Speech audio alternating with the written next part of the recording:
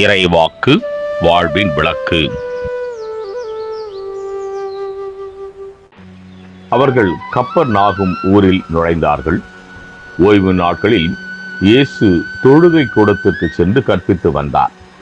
அவருடைய போதனையை குறித்து மக்கள் வியப்பில் ஆழ்ந்தார்கள். ஏனெனில் அவர் மறைநூல் அறிஞரை போல் அன்றி அதிகாரத்தோடு அவர்களுக்கு கற்பித்து வந்தார். மார்க்கு நற்செய்தி 1ஆம் அத்தியாயம் 21, 22 திருவார்த்தைகள். சுருக்க விளக்கம்: காணிக்கை தா, பாவம் நீங்கும் என்பது மறைநூல் அறிஞர்களுடைய போதனை. பாவங்களை சுட்டி காட்டி கண்டித்து உணர்த்தி மனமாற அழைப்பது ஆண்டவர் இயேசுவின் போதனை.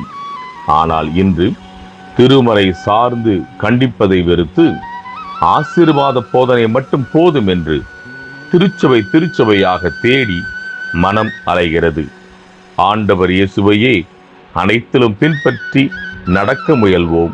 அதன் வழியே இறையாசியையும் பெறுவோம். ஆமேன்.